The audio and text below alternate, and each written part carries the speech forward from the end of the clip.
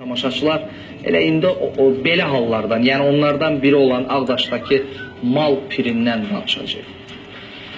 Sakinlərin mal piri adlandırdığı həmin yer heyvanlarla ziyarət olunur və onlar buraya gətirilən heyvanların xəstələnməyəcəyini, xəstədirsə sağalacağını inanırlar.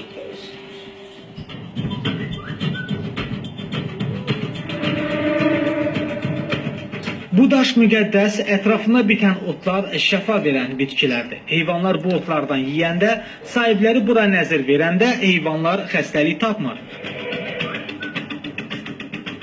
Gülünc olsa da Ağdaşın Şıxlı kənd ərazisində olan bu yer sakinlərin inanc yerinə çevrilib və mal piri adlanır. Ona görə də bura əsasən heyvanlar gətirilir. Güya pirə gətirilən heyvanlar daha xəstəlik tapmayacaq. İri boynuzlu, xırda boynuzlu malqara getirilir. Həm otundan yeyir, həm suyundan içir.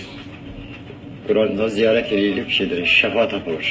Əsas davam xəstəliyinə xeyri var bu pirin. Necə oldu? O bura gətirib ziyarət edilən sonra fərqli insan oldu yoxsa?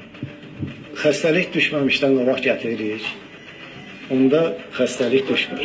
Kəndlilər xəstə heyvanlar üçün baytara müraciət etməyə əvəzinə mal pirinə üz tuturlar. Əvvəlcədən biz niyyət edirik, gətiririk bura və şəfa olur da mallar xəstələnmir, belə deyim də. Yəni baytara kimi ehtiyac oldu. Hə, da o qədər yox. Kənd ətrafı ərazidə olan mal piri kimi adlanan ziyarətgaha həddindən artıq gələn insanlar çox olduğuna görə kənd sakinləri bir araya gələrək burada gördüyünüz kimi ziyarətgahın ətrafında bu cür tikililər tikiblər ki, ziyarətə gələnlər burada istirahət edərək geri dönsünlər.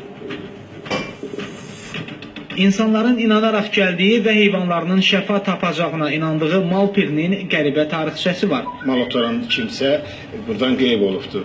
Qeyb olub, o zamanlardan bura mal pir kimi olub. Hətta burada o Pirkeşi kəndi var, bu pirin adından götürülüb, buradan götürülübdür adı da. O vaxt bura mal gətirilib. Bəli, bu vaxt mal gətiriblər.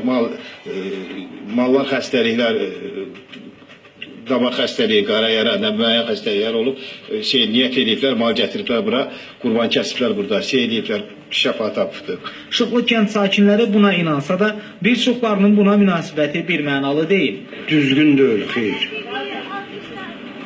Ziyarətlərə mal getməzlər axı. Ziyarətdir. Biz arzu eləyəndə, nəsə arzu tutanda Allah'a arzu edirik ki, ay Allah, işimlə həyata keçsin. Deməli, bu pirə ocağa bu arzu edib aparırlarsa, deməli, Allahla bir tuturlar bu pirə ocağa. Bəs buna din xadimlərinin münasibəti necədir? Heyvanın da xəstələnəndə onun da öz təbibi var, onun baytarı var, ona müraciət edə bilər.